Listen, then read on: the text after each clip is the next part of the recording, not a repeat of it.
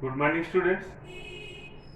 Today I am going to explain you the new lesson in 10th class, the national liberation movements in colonies. So liberation movement means freedom movements. So during the 18th century and 19th century, Europeans occupied other countries in Asia and Africa. They ruled the countries for raw material and they used the colonies as a market places.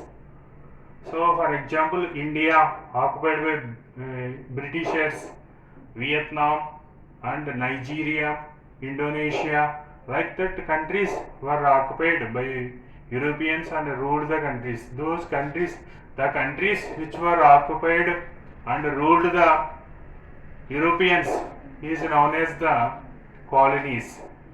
So today through this lesson we have learned about the national movements, the national liberation movements in the colonies, the national liberation movement in colonies.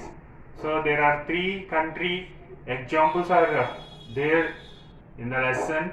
One is we will learn about the China, we will learn about the Vietnam, and also we will learn about the Nigeria. So first of all we will learn about China. So China is the fourth largest country. So Russia is the largest country. Next Canada, second largest country. Third largest country America. Fourth largest country is the China.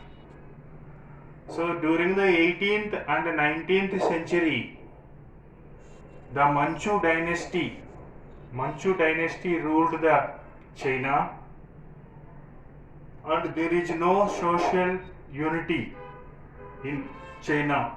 Most of the people were dependent on agriculture, and there is no unity among the people in China. Just like India, in China also there are different people. There are different religion people, different tribal people, different caste people, different language speaking people are there in China.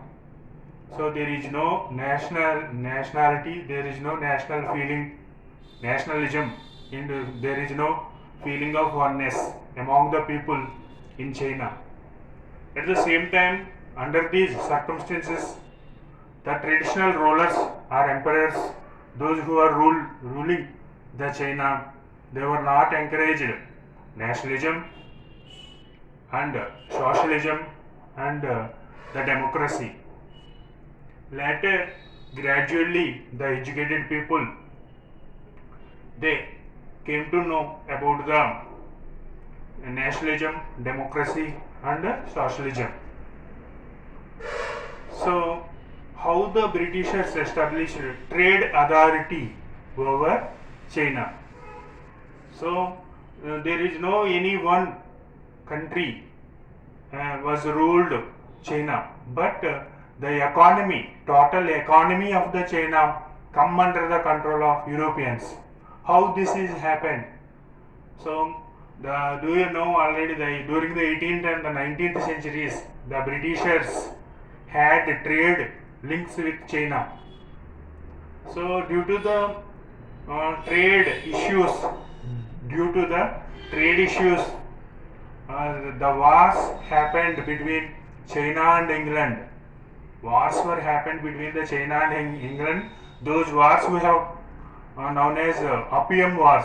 Opium Wars. There are two Opium Wars are happened in between China and England. The first Opium War in 1839 to 1842, and second Opium War in 1857 to 1858.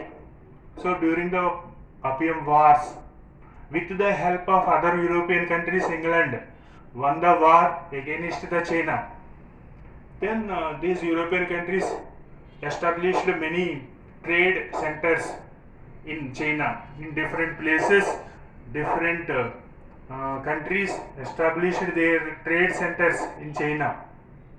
So they forced the Chinese emperor to give the economic concessions. They forced Chinese rulers to give economic and political concessions. They are forced to impose less the import taxes over the European countries.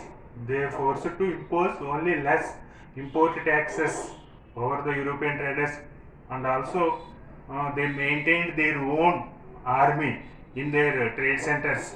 They maintained their own army in their trade centers and immunity from the Chinese laws. What is an immunity from the Chinese laws? Means they are not obey the Chinese acts or rules and regulations. The European traders are not obey the Chinese rules and regulations and acts. So they followed their country rules and regulations. So that is known as the immunity from the Chinese laws. So like that, the total economy, total trade authority come under the control of Europeans. So the Chinese lost their independence. The people of the Chinese ruled by their own rulers, but the independence only in name. Independence only in name, because economy come under the control of Europeans. Any one country directly not ruled China, but the trade authority economy come under the other countries such as the England, France, Russia, Japan. They established trade centers in China. So under these circumstances, the many educated people and the administrative officers, common people, they were tried to revolt. They revolted several times, but that was suppressed by the rulers. So once we will observe, you will observe the board once. So the 15th lesson, liberation, the national liberation movements in colonies. So after the Opium War, 1839 to 42, after the Opium War, the trade authority come under the control of Europeans. So Manchu dynasty, 1642 to 1910, the Manchu dynasty ruled the country. So the traditional rulers not encouraged the modern ideas. Next, trade authority come under the control of Europeans, and they forced to give them economical and political concessions, low import taxes, immunity from the Chinese laws, maintained armed forces. So China two different phases. Establishing republic and establishing new democracy. So the first, this is the introduction of the lesson about China. So the first topic is China two different phases. There are two important the points come under the China two different phases. First one is established republic in China. First time the empire rule, the king rule changed into republic. So establishment of a republic. Second one is establishment of new democracy. So after the independence, how the China was established the political authority, that is about the establishment of new democracy, 1949 to 1954. In between that is the like that we will come to know about these two topics. That is, one is establishment of republic and about establishment of new democracy in China. Okay, children, I'm thinking you got my points. So next class I will explain you about the establishment of republic. Thank you very much. Please watch my videos and subscribe.